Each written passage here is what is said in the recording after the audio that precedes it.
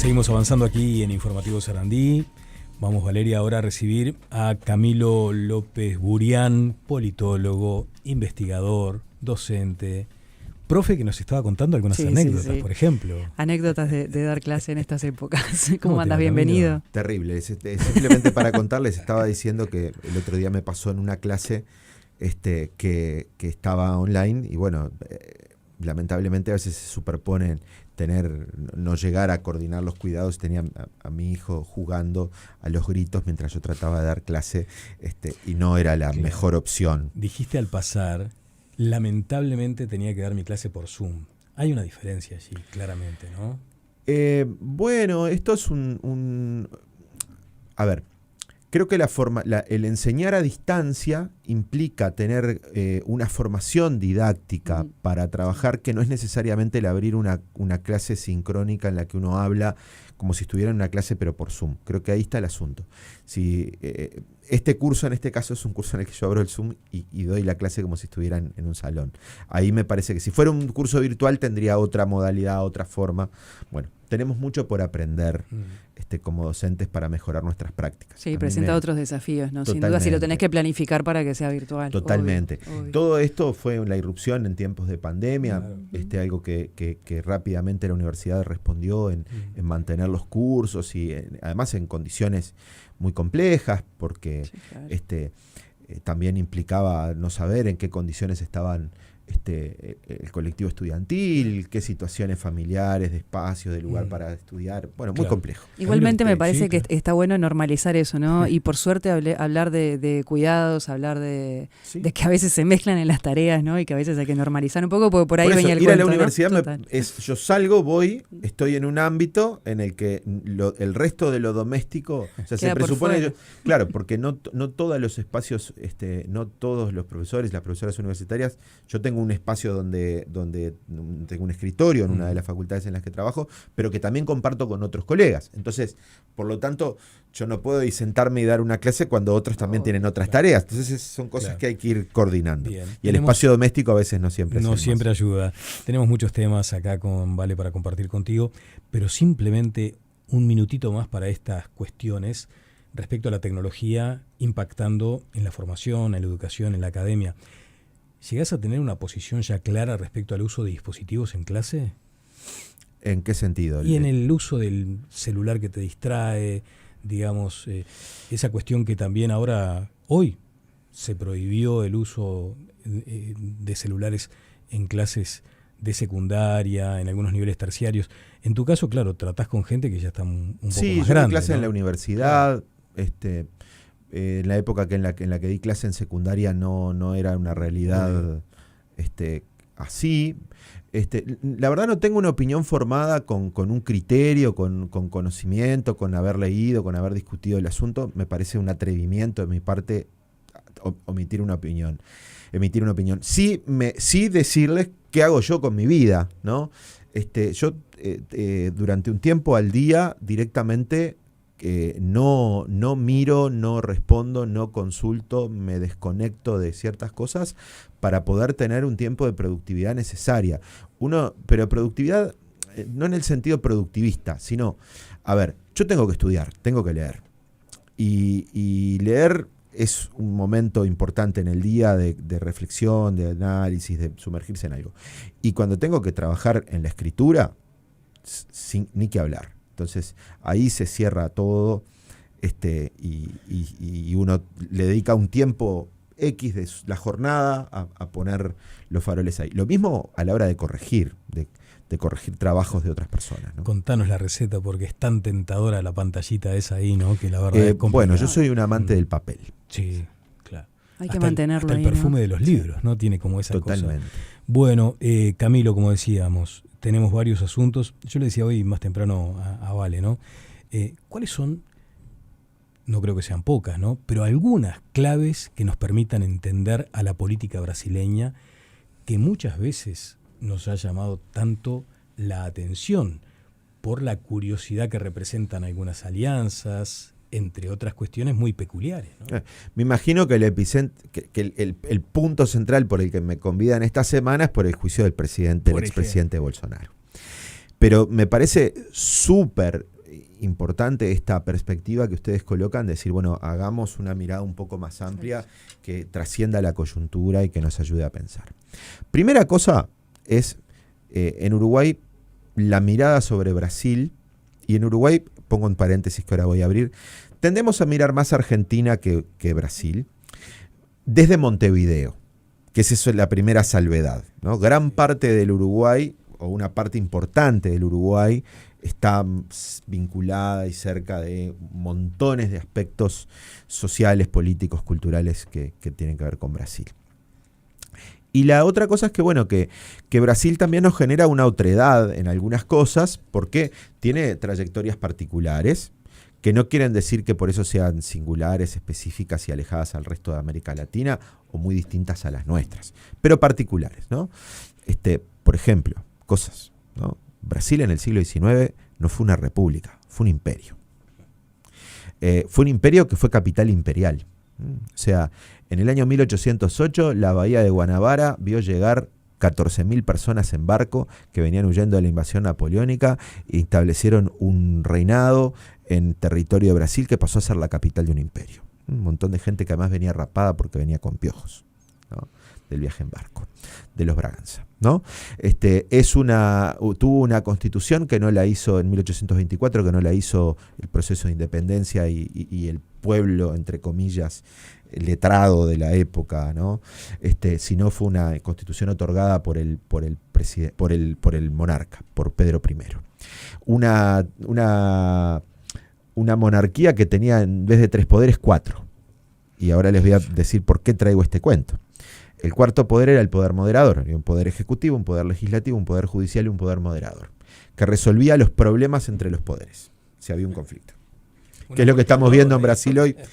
¿No? Gestionaba los problemas. Vemos la tensión entre el ejecutivo y el legislativo. Y esa es la puerta de entrada que elijo, si quieren, más lúdicamente para esto.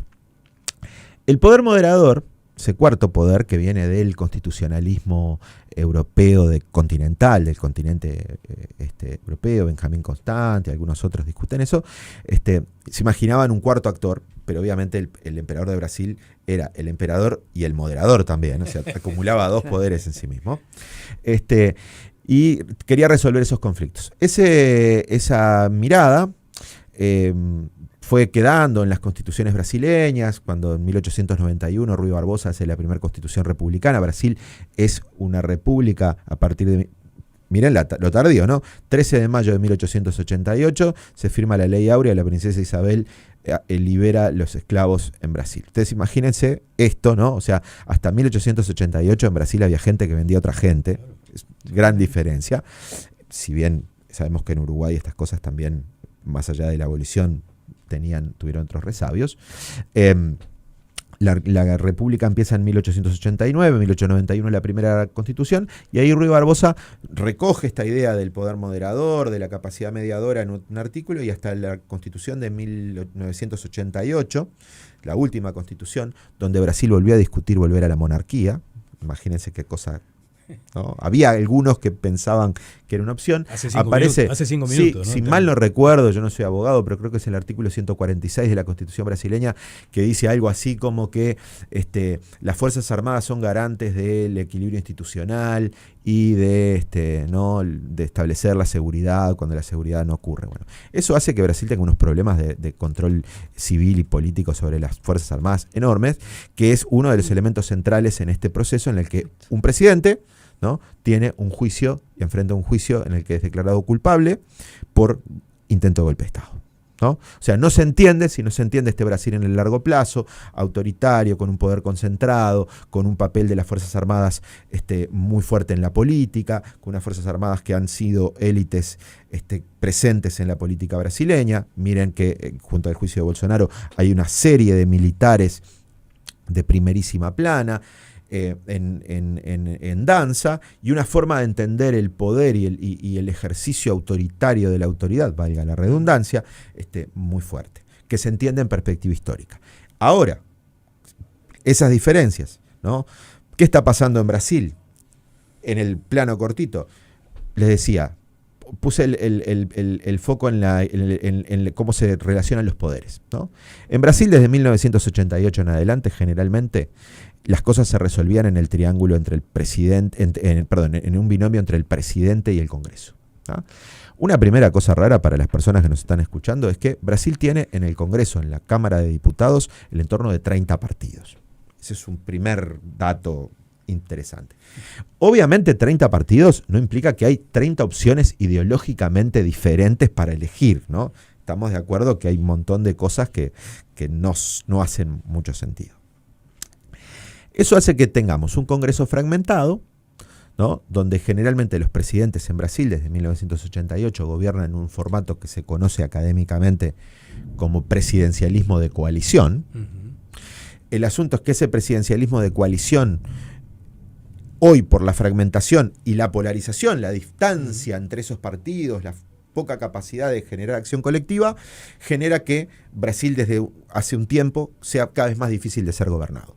Una crisis que tiene por lo menos 10 años, ¿no? Que viene del 2013, que viene del inicio de las marchas contra Dilma Rousseff, una descomposición orgánica de las élites políticas brasileñas, la vinculación con la corrupción, los actores económicos, y eso le permite al Poder Judicial emerger como un actor fuerte en esta discusión, o sea, que no es nuevo además, claro, que viene desde hace tiempo. Sí, la situación puntual que además nos convoca es este proceso contra Bolsonaro, la posterior condena, y hay observadores o analistas o estudiosos como vos que entienden que esto es un fortalecimiento de la democracia.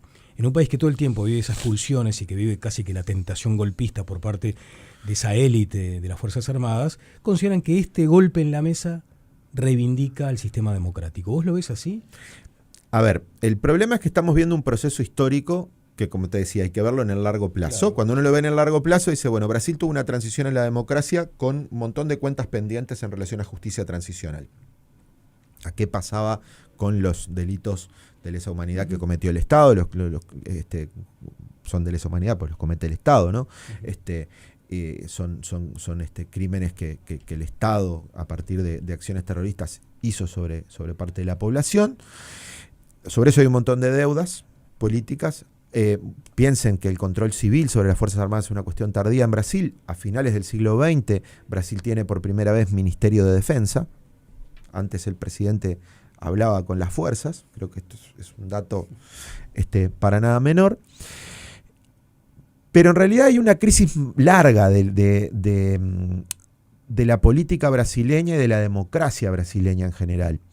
Entonces yo creo que ver este gesto como un gesto de fortalecimiento, sin ver lo que sigue pasando debajo, es medio bravo.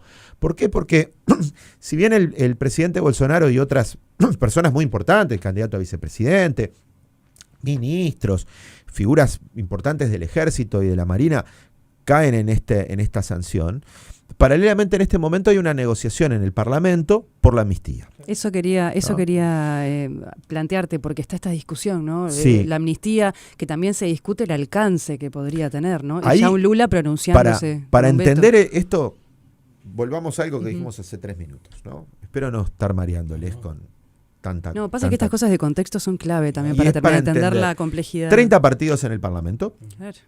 30 partidos en el Parlamento, donde los 3 principales...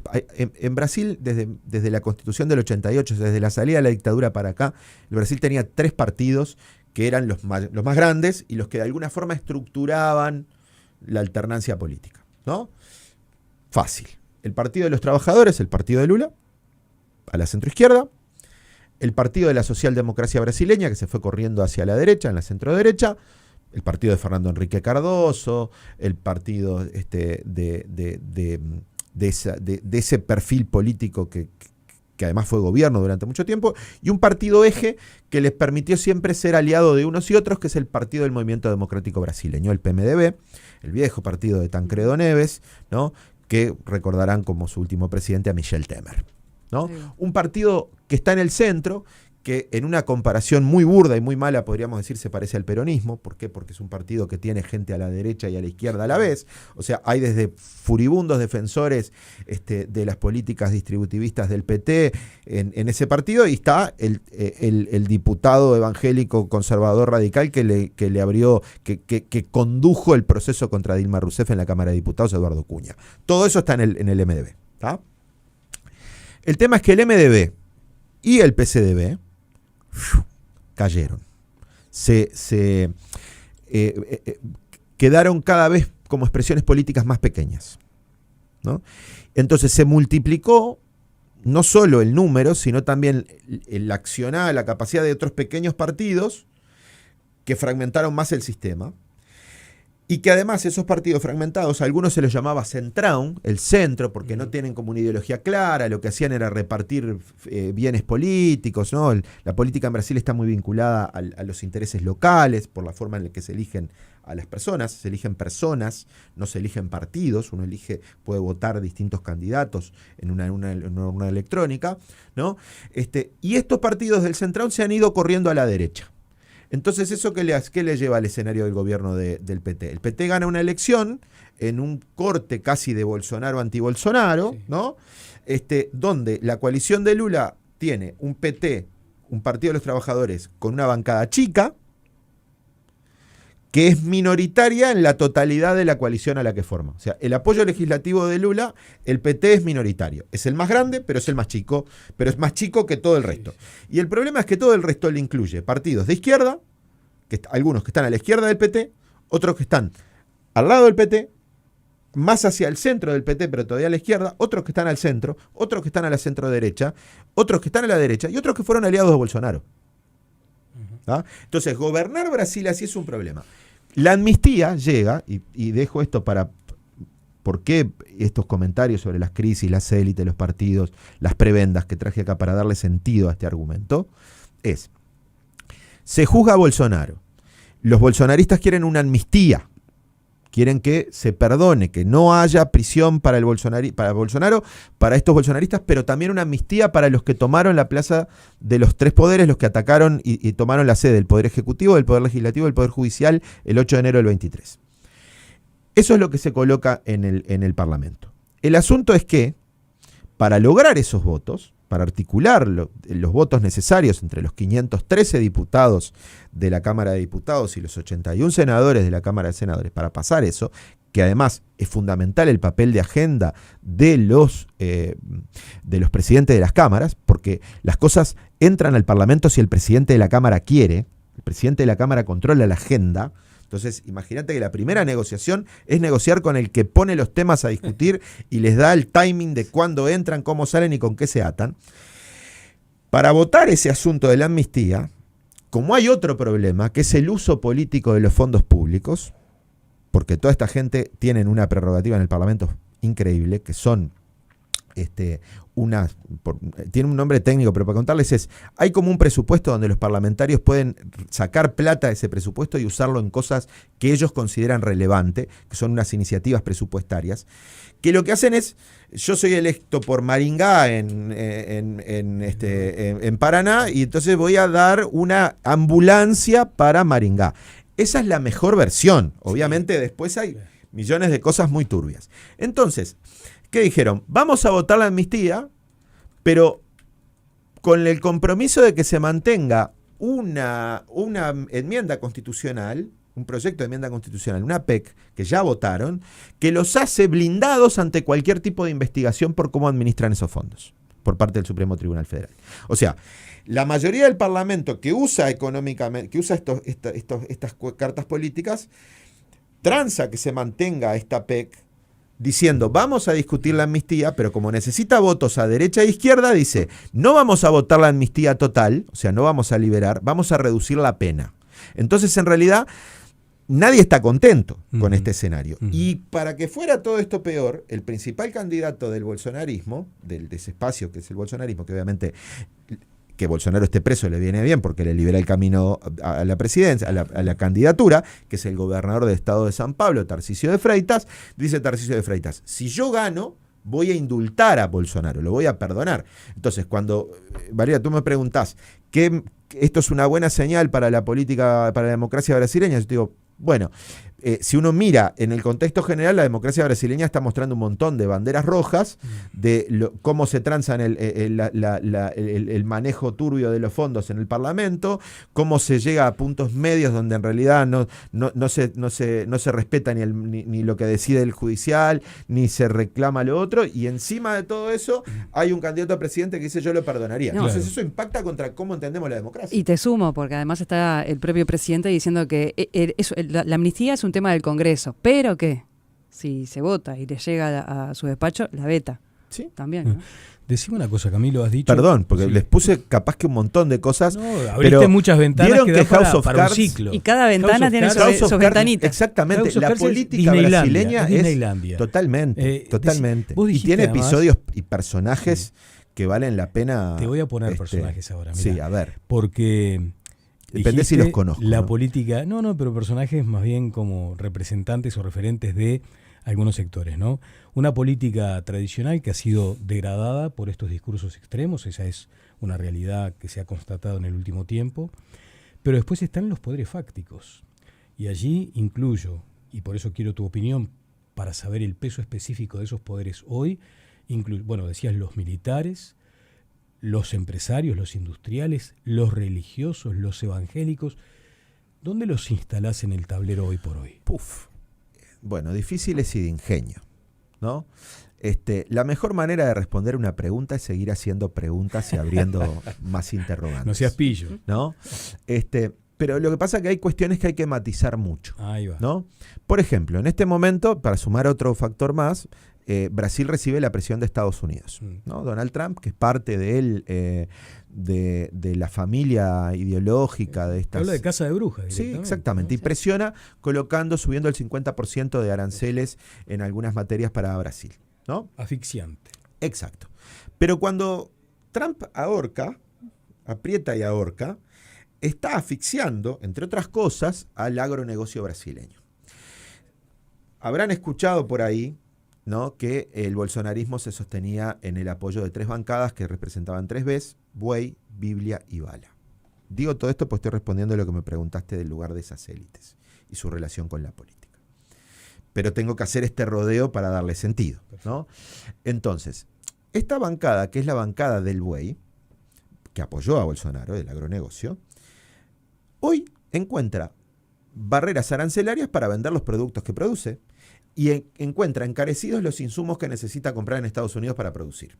Por lo tanto, por más que sea muy bolsonarista, esto le está perjudicando el bolsillo. ¿Ah? Bolsillista primero. Entonces acá hay un problema de intereses, ¿no? De ideas e intereses. ¿Cómo se articulan ideas e intereses? El agronegocio ha sabido frenar al presidente Bolsonaro en distintos momentos. El canciller de Bolsonaro, el primer canciller de Bolsonaro, Ernesto Araújo, por ejemplo, en la época del COVID hablaba del virus chino, hablaba de cómo China era parte de una especie de mega conspiración, ¿no? Y bueno, Katia Abreu, que fue ministra de Ganadería de Dilma y que es una figura central de la bancada ruralista del MDB, del Movimiento Democrático Brasileño, fue una de las que presionó con toda la comisión en el Parlamento y cayó el canciller de Bolsonaro, ¿no? Para ir rápido en estas cosas, me decías, bueno, los evangélicos son un elemento clave en el gobierno, pero no solamente en el gobierno de Dilma, son 1/3 de la población brasileña, el evangelismo neopentecostal no es una cosa homogénea, no es todo conservador, no es todo de derecha, además ha tenido fuertes alianzas con el PT, Edir Macedo, que es el propietario, una de las figuras claves en la propiedad de Red Record, el segundo canal más importante de televisión de Brasil, obispo de la Iglesia Universal del Reino de Dios, inaugura en el barrio de Itaquera el Templo de Salomón, véanlo por internet y vean lo que es, con la presencia de Dilma Rousseff, ¿no? Digo porque entender esta lógica, Silas Malafaia, que probablemente sea un personaje clave en esto, en torno al bolsonarismo, es un nacionalista que por ejemplo le cayó muy mal que las banderas de Estados Unidos, que una gran bandera de Estados Unidos flameara en la última protesta a favor de Bolsonaro. Entonces hay tensiones internas, el bolsonarismo tiene tensiones internas también por la sucesión, ¿no? Hay que entender que Brasil es un país que además tiene unidades federales con vida propia. O sea, vos me preguntabas por las élites económicas, yo te hablaba del ruralismo, pero por ejemplo no es lo mismo la industria del estado de San Pablo que la producción agropecuaria de Minas Gerais, porque tienen intereses distintos y también intereses regionales distintos. No es lo mismo la industria paulista que estamos acordados a pensar industrialista de otro tiempo. Hoy esos jóvenes industriales paulistas no solamente invierten en la industria, también tienen plata puesta en finanzas. El sector extractivista también. Por eso hay un montón de cosas que son bastante más complejas de lo que parece. En síntesis, uno podría decir, ¿qué ocurre en Brasil desde hace más o menos 12 años, a partir de 2013? Una transformación, una especie de crisis de putrefacción, una crisis de disolución de las élites, de la capacidad de mantener el consenso político de las élites tradicionales en Brasil. O sea, el Brasil que incluyó a la población a partir del boom de los precios de las commodities de la primera década del siglo XX y que empezó a entrar en crisis luego de la crisis de 2008, o sea, 2012, 13, y que esos precios cayeron y que por lo tanto la gente empezó a tener expectativas insatisfechas, quería que todo siguiera siendo mejor y no lo era, empezó a tener críticas. Esas críticas fueron de la mano con las percepciones y las realidades de corrupción en Brasil, con una política que se judicializó, una justicia que se politizó, élites que se empezaron a venir abajo en toda esa crisis, y esa gente insatisfecha empezó a estar enojada. Y ese enojo fue capaz de ser canalizado por emprendedores políticos, en este caso de extrema derecha, que se transformaron en una respuesta al sistema y han, en este momento, este fenómeno que lo relato para Brasil, sirve para entender Francia, sirve para entender un montón de países, porque en realidad es un contexto general de época. Notable, Camilo, como siempre, ¿eh? Podríamos ir toda la tarde, pero viste que nos están correteando con el reloj. Bueno, lindísimo poder conversar. Disculpen quizá que a veces venimos, hay una no, pero cuestión en este caso es necesario. Es necesario para entender toda la complejidad. Claro, como House of Cards tendríamos que tener capítulos, ¿te das cuenta? Con Camilo López Gurián. Por temporadas. Es por temporada. Muchas gracias. Gracias a ustedes por la invitación.